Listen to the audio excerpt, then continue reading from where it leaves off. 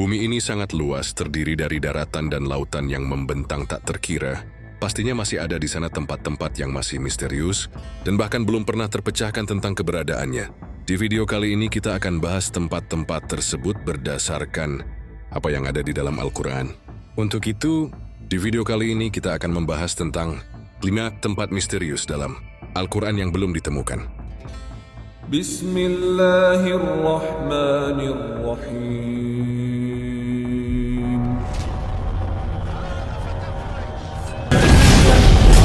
الغوافي أبلغي عنا الغوافي أقسيني الغوافي أبلغي عنها الغوافي أقسم الغوافي أبلغي عنا الغوافي أبلغي مما عيش الحق نرغب ومما مسكنا عزة فينا وسكن. Assalamualaikum warahmatullahi wabarakatuh. Sobat berbagi info ilmu yang dimuliakan Allah. Semoga kita selalu dalam keadaan sehat walafiat. Amin ya rabbal alamin. Bumi kita memiliki luas sekitar 500 juta kilometer persegi. 70%-nya adalah lautan. Luas daratannya hanya sekitar 149 juta kilometer persegi. Menurut para peneliti, manusia telah 90% menjelajahi daratan, sedangkan lautan hanya sekitar 58% saja. Itu berarti, masih ada tempat-tempat yang masih belum terjamah oleh manusia. Ini yang menjadi menarik untuk dibahas. Apakah tempat-tempat yang belum terjamah tersebut merupakan salah satu dari tempat yang misterius yang ada di dalam Al-Quran dan hadis? Banyak dari teman-teman yang sudah mengetahui tentang Dajjal. Di hadis dan Al-Quran disebutkan bahwasanya Dajjal merupakan salah satu dari 10 tanda datangnya kiamat kubro. Jika Dajjal telah muncul, maka dunia saat itu telah diambang kehancuran besar. Dia dipenjarakan Allah Subhanahu wa Ta'ala di suatu pulau misterius dan dijaga oleh seekor hewan yang bisa berbicara yang bernama Al-Jasasah. Ada hadis Nabi Shallallahu Alaihi Wasallam yang mengungkapkan tentang pulau ini. Namun Nabi Shallallahu Alaihi Wasallam tidak merincikan secara jelas lokasi persisnya berada di mana. Hanya saja Rasulullah menunjukkan arahnya. Dajjal akan keluar dari perkampungan Yahudi Asbahan. Bersamanya ada 70.000 orang Yahudi. Hadis yang diriwayatkan Anas radhiyallahu anhu. Dajjal akan keluar dari bumi di alam yang dinamakan dengan Khurasan. Hadis yang diriwayatkan Abu Bakar As-Siddiq artinya secara pasti bahwasannya tempat munculnya Dajjal adalah dari sebelah timur dan tak jauh dari daerah yang bernama Khurasan. Maka di manakah sekarang Khurasan itu berada?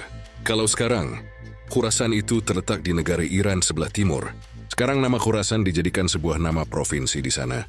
Namun jauh sebelum itu, sejak abad ketiga Masehi, Khurasan itu adalah suatu wilayah yang luas meliputi Iran, Afghanistan, Tajikistan, Turkmenistan, Kazakhstan, dan Uzbekistan. Sedangkan tentang pulau tempat Dajjal dikurung, mungkin saja berada tak jauh dari wilayah itu. Dan banyak tersebar kabar bahwa Dajjal dikurung di salah satu pulau di mana yang bernama Socotra. Karena pulau ini benar-benar aneh, dan punya hewan dan tumbuhan yang tidak ditemukan di tempat lain. Selain di Pulau Socotra ini, banyak orang yang mengaitkan tentang Pulau Socotra ini sebagai Pulau Dajjal. Namun ada pulau yang mengatakan Dajjal di segitiga Bermuda, dan ada beberapa pendapat lain yang menyebutkan tentang di mana Pulau Dajjal ini sebenarnya. Tapi kita tidak bisa bahas itu secara rinci, karena nanti akan sangat panjang durasi video ini. Intinya adalah sebuah petunjuk bahwasanya tempat Dajjal di penjara adalah di sebuah pulau. Dan satu-satunya orang yang pernah ke pulau itu dan bertemu Dajjal adalah Tamim Ad-Dari yang hidup sezaman dengan Nabi Sallallahu Alaihi Wasallam. Tamim pun tak sengaja bertemu Dajjal karena ketika itu kapalnya terombang-ambing selama 1 bulan dan terdampar di sebuah pulau yang entah ada di mana. Logikanya teman-teman, kejadian Tamim ini tidak pernah terulang lagi. Dan bahkan sampai saat ini bisa disimpulkan bahwasanya pulau tempat di mana Dajjal dipenjara memiliki lokasi yang tidak biasa. Atau bisa juga dibilang dia bukan berada di dimensi manusia, makanya tidak bisa ditemukan.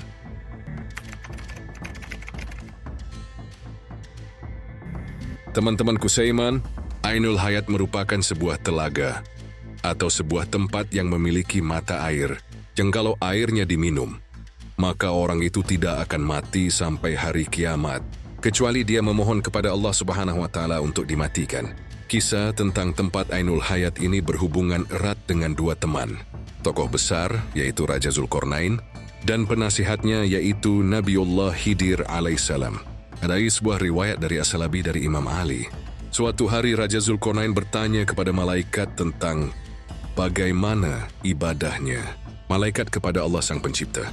Kemudian malaikat pun memberitahu kepada Zulkarnain bahwasanya ada malaikat yang sejak dia diciptakan, dia selalu sujud dan tak pernah mengangkat kepalanya untuk selamanya. Karena dia tidak mau menyanyiakan waktu untuk selalu beribadah kepada Tuhannya. Maka Zulkarnain yang mendengar penuturan dari malaikat itu, dia menjadi tertarik. Sebab Zulkarnain ingin hidup abadi supaya dia bisa lebih lama beribadah kepada Allah Subhanahu wa Ta'ala. Lalu dicarilah telaga itu oleh Zulkarnain dan Khidir alaihi salam beserta dengan pasukan kerajaannya. Kemudian mereka menemukannya di tempat terbitnya matahari. Tempat itu digambarkan sebuah tempat yang gelap, namun bukan seperti gelap malam hari, tapi gelap karena ada semacam asap atau kabut tebal. Dan singkat cerita, yang meminum air dari telaga itu hanyalah Nabi Khidir alaihi salam. Zulkarnain tidak meminumnya. Makanya ada khilaf dari para ulama. Ada yang mengatakan bahwasannya Nabi Khidir masih hidup sampai hari ini. Tapi ada juga yang mengatakan Nabi Khidir sudah wafat. Kemudian pada abad ke-14 ada seorang penjelajah yang bernama Juan Ponce de Leon yang diutus oleh seorang raja yang bernama Raja Ferdinand. Ponce de Leon ditugaskan dalam memimpin ekspedisi pencarian mata air keabadian, atau dalam Islamnya disebut dengan Ainul Hayat. Tapi sampai akhir hayatnya, Ponce de Leon tidak menemukannya. Dia tewas karena dipanah oleh suku pedalaman dari India. Artinya teman-teman, tempat ini masih misterius sampai hari ini. Bayangkan saja, jika tempat ini sudah benar-benar ditemukan, pastilah orang-orang di seluruh dunia akan meminumnya dan tak akan lagi takut akan kematian. Allah Subhanahu wa Ta'ala memberikan apa yang kita butuhkan dan bukan apa yang kita inginkan.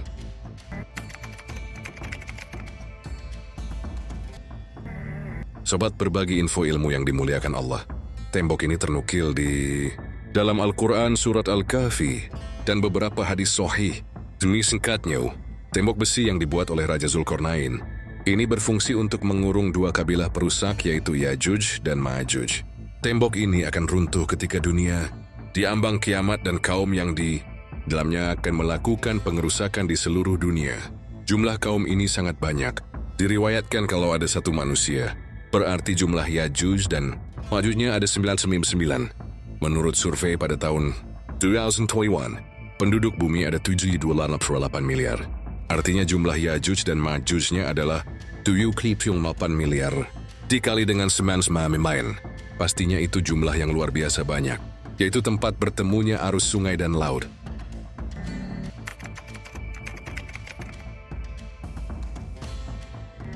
Teman-teman Kusiman, tadi kita bicara tentang pulau, telaga, dan tembok misterius.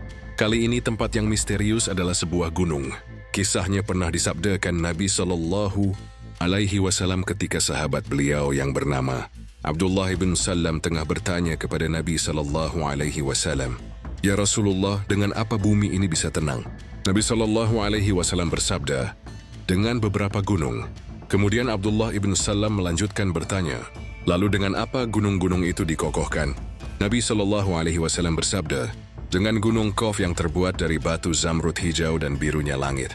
Dan para ahli tafsir mengatakan bahwasannya Gunung Qaf merupakan induk semua gunung yang ada di dunia ini. Ada beberapa pendapat mengenai keberadaan Gunung Qaf ini. Raja Zulkarnain pernah naik ke gunung ini, mengenai letaknya ada di antara Yordania dan Arab Saudi. Namun ada juga berpendapat lain mengatakan letaknya ada di daerah Yaman. Selain itu, ada yang menyebut Gunung Qaf berada di suatu daerah sebelum Persia dekat tembok, Juj dan Majuj. Gunung Qaf dihuni oleh para rijalul goib dari wali Allah yang berjumlah 70 orang karena menjauhkan diri dari duniawi. Dan di sisi lain, lebih pula yang mengatakan bahwa di dekat gunung goib ini ada sebuah pulau yang bernama Al-Khadir, yaitu tempat bertemunya arus sungai dan laut. Pulau itu dihuni oleh sosok hamba Allah yang soleh yang dikenal sebagai Nabi Khidir alaihissalam. Mengenai lokasi persisnya ada di mana, sampai saat ini pun masih menjadi misteri yang belum terpecahkan.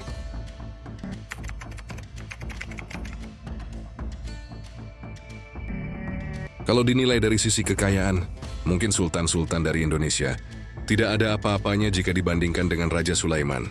Nabi atau Raja Sulaiman adalah sosok orang terkaya sebenarnya.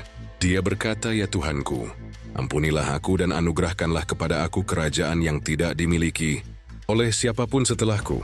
Sungguh Engkaulah yang Maha Pemberi." Al-Quran Surat Sad ayat ke-35. Dikatakan kepadanya, "Masuklah ke dalam istana."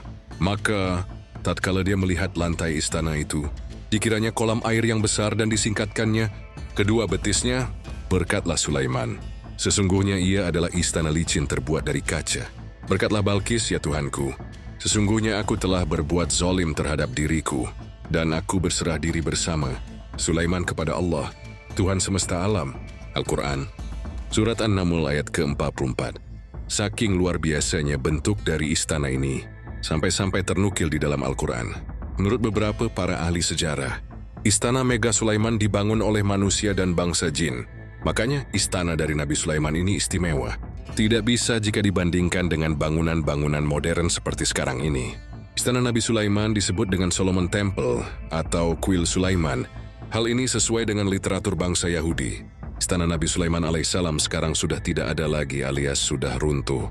Yang tersisa hanyalah tembok sebelah barat dari bagian kuil. Bagi orang Yahudi, bangunan ini dinamai Kuil Wailing Wall atau tembok ratapan. Selama pemerintahan Hizkia, perluasan tembok ini dilakukan sampai ke arah barat, yang sekarang kita kenal dengan nama Kota Lama Jerusalem. Pada tahun 2005, seorang arkeolog bernama Eilat Mazar menemukan sisa-sisa peninggalan kerajaan Nabi Sulaiman. Dia menemukan situs pintu gerbang dengan lengkungan setinggi di 18 meter yang dinamakan struktur batu melangkah. Maka karena ditemukan benda-benda itu, mereka melakukan penggalian besar-besaran sampai ke Masjidil Aqsa, yang akhirnya memicu kemarahan umat muslim di seluruh dunia karena ditakutkan sebab dari penggalian itu akan merubuhkan Masjidil Aqsa. Lalu 2 tahun kemudian di tahun 2007, ditemukan kembali reruntuhan bangunan yang mereka yakin ini sebagai reruntuhan kuil Nabi Sulaiman. Kuil itu berada di sebelah Masjidil Aqsa, walaupun bangunan kuilnya sudah terlihat hancur. Para ahli sejarah yakin kuil Nabi Sulaiman masih bisa diangkat untuk dilihat.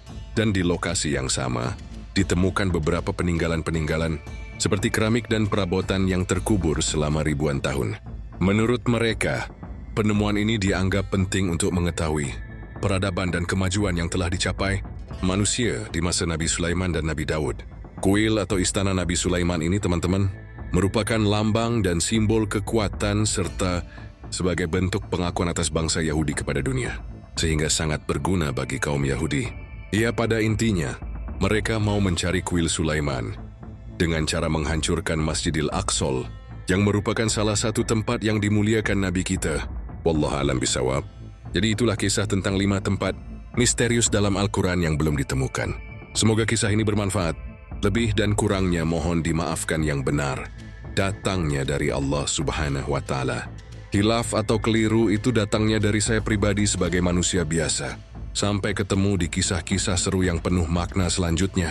Saya akhiri. Wassalamualaikum warahmatullahi wabarakatuh.